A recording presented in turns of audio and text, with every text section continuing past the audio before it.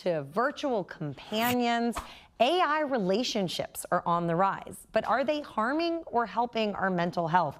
Dr. Larose and Marianna Boyd with Little Brain Campaign podcast are here to discuss the possible dangers of this new form of relationships. Good morning. Good morning. I was just reading a study about this morning. Yeah. I think for older generations, this is like absolutely terrifying. Like, what are we thinking?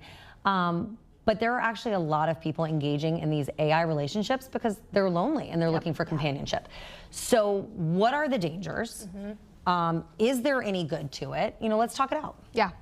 I'm going to let Marianna start with talking about like why is this a problem with AI? So one of the biggest issues that these platforms are made to be sycophantic, meaning that they will agree with you, they'll encourage you to keep going down the same path that you're already asking it questions about. There's a study that came out recently that said that AI bots are actually 50% more sycophantic than humans are, which is very concerning because you're not going to have the guardrails there to tell you this is not a good path for you to go down or this is unhealthy for you. And in fact, it just keeps encouraging you to go down that path if you don't know what to look for to keep yourself safe. Yep, absolutely. So what are some things, I mean, we know that there are adults engaging in these relationships, and if an adult wants to go down that path, you know, there are mental health risks there. But I think for a lot of parents, we're saying, well, wait, our kids are growing up in this environment where technology and AI is prevalent. So how can we protect our kids from getting involved in something like this way before they're ready?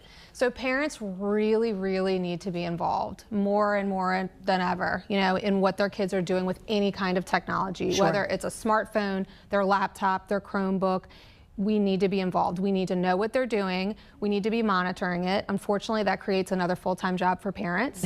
But that is the only way for us to protect them, because unfortunately, a lot of these platforms are not really going to be looking out for your kids. So we have to be looking out for our kids. And if we find that they are trying to get in a relationship with this AI chatbot, we need to intervene and talk to them and possibly get them some help.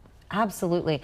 So if a child is sort of engaging this and you find out about it, what is the way to, I guess, talk to them in the right way so that it's not like, Mom, you don't understand? Because there's gonna be a lot of, you know, teenagers who are in that kind of, you wouldn't get it anyway. This is not one of those teenage rebellion things. This is something serious. So I think parents can start with asking questions instead of just making assumptions. You know, ask your kids, like, tell me why you're doing this. Tell me, like, what you think this AI chatbot is doing for you that, like, people in your life are not doing for you. And then if it gets to the point with a lot of teens where they don't want all the questions, sometimes you just have to sit with them in silence and like wait for them to speak, because eventually they will. Okay, so developing those relationships, making sure that they're developing relationships with their peers so that they don't have to turn to one of these things, and then monitoring their technology. Those are like three really big points I've gathered from you guys today. Try to head it off at the pass. Don't let them get involved with an AI bot and you won't have to deal with that problem. For adults who are making this decision on their own, let's diagnose the problem. Why are they choosing to go to AI rather than the community around them? Yeah, I mean, we know that loneliness is an epidemic right now in our country, around the world, but definitely in the United States for sure. And so this is an easy way for people to have a quote unquote connection and try to fill that void of loneliness. Unfortunately, we know that a relationship with AI misses so many things that like human connection has, right? It misses the body language and the facial expressions and the tones of voice. And there's so many things that are really important in human connection. We're humans, we're built to connect with other humans. And relationships, to your point earlier, relationships are supposed to be a give and take.